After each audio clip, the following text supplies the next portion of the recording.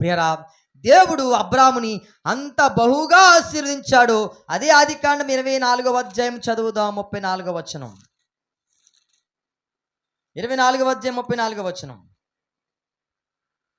అంతటా అతడు ఇట్లా, నేను అబ్రహాము దాసుడను, యెహోవా నా యజమానుని బహుగా ఆశీర్వదించను గనుక అతడు గొప్పవాడాయను. అబ్రహాం ఎలా వాగ్దానం ఉందా లేదా? దేవుడు ఏమన్నాడు అబ్రహాముతో? నేను నిన్ను గొప్పగా చేస్తాను, నీ నామమును గొప్పగా చేస్తానని చెప్పాడు కదా. ఇక్కడ ఎలియాజరు ఏమంటున్నాడు? నా యజమానుడు గొప్పగా ఆశీర్వదించబడును. తర్వాత చదవండి. గొప్పవాడాయను,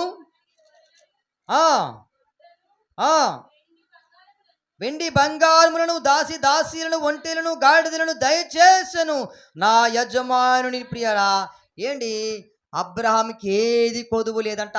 అబ్రహాము ఆశీర్వదించబడుతూ ఉన్నాడు. అబ్రహాము దీవించబడ్డాడు. అబ్రహాము గొప్పవాడయ్యాడు. అబ్రహాము నామము ప్రియరా బహు దేశాలతో పేరుగాంచిన దేశాల్లో మారుమ్రోగిపోతూ ఉందట అబ్రహాము నామము. ప్రియరా, నామం అనగా అబ్రహాము అనేటువంటి పేరు. ఏ దేశానికి వెళ్ళినా అబ్రహామే వినబడుతుందట. ఏ ప్రాంతానికి వెళ్ళినా దేవుని చేత ఆశీర్వదించబడిన అబ్రహామా, దేవుని చేత ఆశీర్వదించబడిన అబ్రహామా.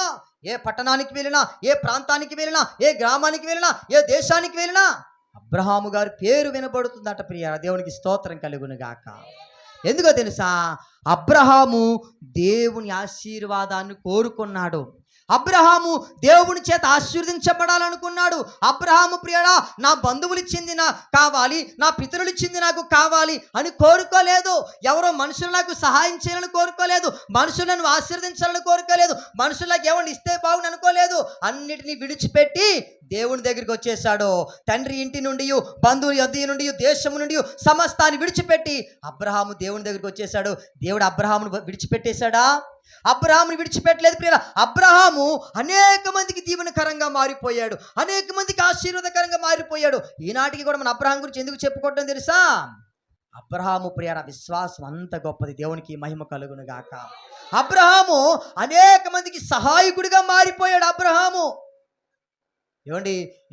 దేవుని యొక్క ఆశీర్వాదాన్ని కోరుకునేవారు ఎవరైనా ఆశీర్వదించబడతారు. అబ్రహాము ఏం వ్యాపారం చేసేవాడు తెలుసా మీకు? అనుకోండి, ఆ మట్టి విగ్రహాలు తయారు చేసి అమ్ముకునేవాడండి. అంటే బొమ్మలను తయారు చేసి బొమ్మల వ్యాపారం చేసేవాడు అబ్రహాము. అంటే బొమ్మలు అమ్ముకుంటూ జీవనాన్ని కొనసాగించుకునేవాడు. తన పితరులు కానీ తన బంధువులందరూ కూడా ఈ బొమ్మల విగ్రహాలు తయారు చేసి అమ్ముకొని వారి జీవనాన్ని కొనసాగించేవారు. ప్రియరా, వారి వృత్తి అదే. బొమ్మలు తయారు చేసి అప్పుడప్పుడు చూడండి, కొన్ని ప్రాంతాలు మనం వెళ్తున్నాడు మట్టి పాత్రలు తయారు చేసే వాళ్ళు ఉంటారు, మట్టి కుండలు తయారు చేసేవాళ్ళు ఉంటారు. అలా ఒక్కొక్కరు ఒక్కొక్క వ్యాపారం చేసుకుంటూ ఉండేవారు కదా. అలా అబ్రహాము పూర్వీకులు కూడా మట్టి బొమ్మలు తయారు చేసి అమ్ముకునేవారండి. మట్టి బొమ్మలు తయారు చేసుకునేవారు కుటుంబంలో పుట్టి,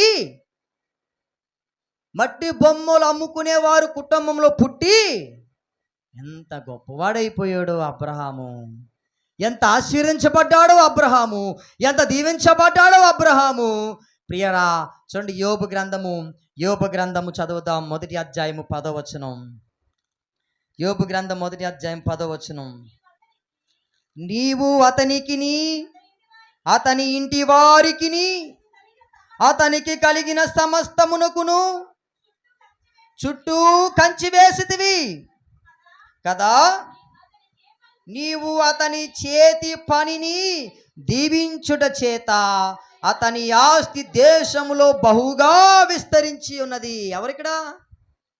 యోబు గారిని ప్రియరా దేవుడు ఏం చేశాడంట? యోబు గారి చేతి పనిని దీవించాడంట అండి. చేతి పనిని దీవించాడంట దేవుడు. ఆ చేసే పని ఏమైతే ఉందో ఆ చిన్న పనిని దేవుడు దీవిస్తే అలాగే ఉంటుందండి. దేవుడు ఆశీర్వదిస్తే అలానే ఉంటుంది. ఆ చిన్న చేతి పనిని దీవించడం వలన ఏమైపోయాడంట? బహుగా దేశములో అతని ఆస్తి దేశంలో బహుగా విస్తరించి ఉన్నది. అంటే దేశంలోనే బహుగా విస్తరించి ఉందటండి. ఇప్పుడు మన భారతదేశంలో ధనవంతుడు ఎవరంటే ఎవరు చెప్తాం? అంబానీ, ఇంకా ఇంకా రకరకాలు చేస్తున్నారు. ఇప్పుడు అంబానీ మోసం చేయలేదని నేను ఎవరైనా చెప్పగలరా? ఎవరు చెప్పలేరు. అంబానీ చేసేవన్నీ మోసాలు, దౌర్జన్యాలు, ఏమండి అన్నీ అక్రమాలు చేస్తున్నాడు. అన్నీ తెలుసు అందరికీ కూడా. ప్రియరా ఏంటి, ఒకవేళ ఎవరైనా ధనవంతులు ఉన్నారు అనుకుంటే వారి వెనకాతల ఏదో మోసం ఉంటుంది. కానీ ఇక్కడ యోబు, వింటున్నారా? జాగ్రత్తగా వింటున్నారా? అంత ఆశీర్వదించబడ్డానికి ఆ దేశంలో అతని ఆస్తి అంత గొప్పగా ఉండడానికి కారణం తెలుసా? దేవుడు అతని చేతి పనిని దీవించాడట. అతను చేసిన పనిని ఆశీర్వదించాడట. ఏంటి, యోబు గొప్పగా ఆశీర్వదించబడి అంత మాత్రమే కాదు, యోబు చుట్టూ ఏం చేశాడట? అతనికిని, అతని ఇంటి వారికిని, అతనికి కలిగిన సమస్తానికి ఏం చేశాడట? కంచి వేశాడట. అంటే ఎన్ని కంచెలు వేశాడు దేవుడు అబ్రహాం గారికి, యోబు గారికి? చెప్పండి. అతనికి ఒక కంచి వేశాడు. తర్వాత చెప్పాలి, తన ఇంటి వారందరికీ ఒక కంచి వేశాడు. తర్వాత పురుషుల్లో చెప్పాలి, తనకు కలిగిన సమస్తానికి కంచి వేశాడు. అంటే యోబు గారు చుట్టూ దేవుడు 3 కంచెలు వేశాడు. ప్రియరా, ఈరోజు దేవుడు కూడా నీ జీవితంలో కూడా కంచి వేయబోతున్నాడు. గట్టిగా చప్పలు కూడా దేవుని నామమున మహిమపడదాం. నీ చుట్టూ, నీ కుటుంబం చుట్టూ, నీకు కలిగిన సమస్తం చుట్టూ దేవుడు కంచి వేయబోతున్నాడు. నమ్ముట నీ వలనైతే నమ్మువానికి సమస్తము సాధ్యము. ప్రియరా, ఎందుకో తెలుసా? దేవుడిచ్చినటువంటి వాగ్దానాన్ని మనము యాక్సెప్ట్ చేయాలి. దేవుడిచ్చినటువంటి వాగ్దానాన్ని మనం గ్రహించాలి. దేవుడిచ్చినటువంటి వాగ్దానాన్ని మనం రిసీవ్ చేసుకోవాలి. దేవుడిచ్చినటువంటి వాగ్దానం ఎప్పుడైతే మనం రిసీవ్ చేసుకుంటామో అప్పుడు అది మనకు అప్లై చేయబడుతుంది. ప్రియరా, దేవుడిచ్చిన ఆశీర్వాదాన్ని మనం ఏం చేయాలి తెలుసా? దేవుడు నన్ను దీవించాడండి, దేవుడు నన్ను ఆశీర్వదించాడండి, ఒకప్పుడు నా స్థితి ఇది కాదు, ఒకప్పుడు నా పరిస్థితి కాదండి, ఈరోజు నేను దీవించబడ్డాను, ఈరోజు నేను ఆశీర్వదించబడ్డాను అని ఎవరైతే చెబుతారో వారు ఇంకా దీవించబడతారు, ఇంకా ఆశీర్వదించబడతారు. అబ్రహాము ఏ దేశానికి వెళ్ళినా నన్ను దేవుడు ఆశీర్వదించాడు. అబ్రహాం ఏ ప్రాంతానికి వెళ్ళినా నన్ను దేవుడు ఆశీర్వదించాడు. అబ్రహాం ఏ పట్టణానికి వెళ్ళినా యెహోవా నన్ను ఆశీర్వదించాడని చెప్పేవాడట. అందుకే అబ్రహాం అంతగా దీవించబడుతున్నాడు. ప్రియరా, ఈరోజు చాలా మంది కూడా దీవించబడుతూ ఉన్నారు, ఆశీర్వదించబడుతూ ఉన్నారు. వారి మొదటి స్థితి కన్నా ప్రస్తుత స్థితి చాలా గొప్పగా ఉన్నతంగా ఉంది. కానీ చాలా మంది ఆశీర్వాదాన్ని ఏం చేస్తారు తెలుసా? దాచేసుకుంటారండి. ఆ దీవెనని ఏం చేస్తారు తెలుసా? దాచేసుకుంటారు. ప్రియరా, దేవుడిచ్చిన ఆశీర్వాదాన్ని బయటకు కనబడనివ్వరు, దేవుడిచ్చిన ఆశీర్వాదాన్ని బయటకు తెలియనివ్వరు. దానివల్ల ఏం కోల్పోతావు తెలుసా? ఆశీర్వాదాన్ని కోల్పోతావు. ప్రియరా, ఎప్పుడు కూడా మనం ఏం చేయాలి తెలుసా? పక్కవారికి మనం ఏం చేయాలి తెలుసా? నన్ను దేవుడు దీవించాడండి. ఏంటి, ఈరోజు నాకు ఎవరు ఫోన్ చేసినా ఒకటే చెప్తారు, దేవుడు మిమ్మల్ని చాలా ఆశీర్వదించాడని అంటారు. నేను అంటాను, నిజమే పాస్టర్ గారు, నన్ను దేవుడు చాలా ఆశీర్వదించాడని చెప్తాను. ఎందుకు? 4 డాబాలు కట్టానన్నా, 4 బిల్డింగులు కట్టానన్నా, లేకపోతే 4 ఎకరాల స్థలం కొన్నానన్నా? కాదు. మనము అనేక మందికి దీవెనకరంగా ఉన్నామని దేవునికి స్తోత్రం కలుగును గాక. ప్రియరా, ఒకవేళ దేవుడు ఆశీర్వదించింది చిన్నదే కావచ్చు, దేవుడు దీవించింది చిన్నదే కావచ్చు, కానీ మనం ఏం చేయాలి తెలుసా? నన్ను దేవుడు దీవించాడండి, నన్ను దేవుడు ఆశీర్వదించాడండి అని చెప్పాలి. చెప్పండి ఒకసారి, పక్క వాళ్ళకి చెప్పండి, నన్ను దేవుడు దీవించాడని చెప్పండి. మీ పక్క వారికి చెప్పండి, సెకండ్ చెప్పండి. ఎప్పుడైతే మీరు చెబుతారో మీరు దీవించబడతారు. మీరు చెప్పడం వల్లే మీరు దీవించబడతారు. చెప్పాలి, అందరూ చెప్పాలి.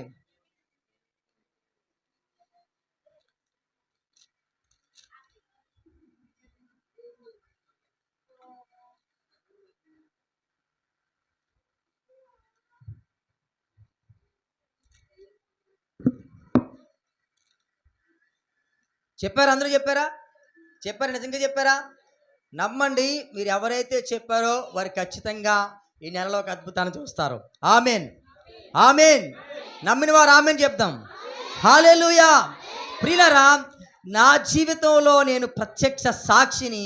మీకు ఎందుకు ఇంత బలంగా నేను చెప్తున్నానంటే, దేవుడు నా స్థితిని మార్చాడు, నా పరిస్థితిని మార్చాడు, నా స్థితిగతులు మార్చాడు.